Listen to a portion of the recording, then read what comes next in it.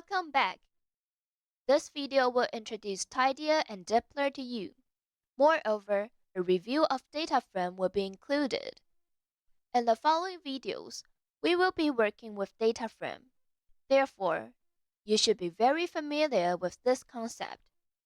Let's get down to tidyr and dplyr now. They are small packages under tidyverse package.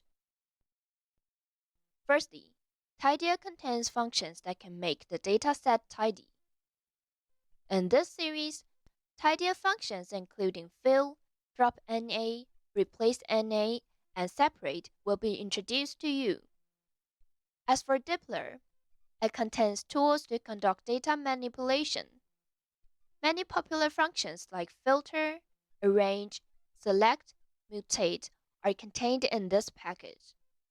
In addition to these four functions, we will also introduce group by, ungroup, and summarize functions to you in the following videos.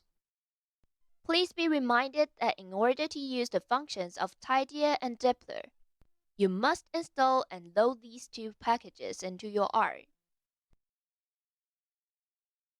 Now you have a brief understanding of tidyr and dplyr. Let's move on to the review session. A data frame is a two-dimensional array-like structure in which each column contains value of one variable and each row contains one set of values from each column. To make it simple, it looks like a table that has columns and rows.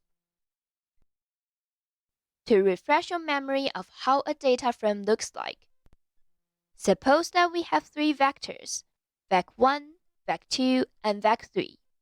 We would like to combine them into a data frame. We can use the data.frame function to do so. Put the three vectors inside the brackets and separate them with commas. Here, we name the new data frame as data1. Thus, data1 is placed on the left-hand side of the arrow. This is how the data frame looks like. It is a table-like structure containing columns and rows. If you are still confused about the concept, please refer to Module 3.2 and R Starter Pack First Series for more information. We are done with all the content in this video. Thank you for watching.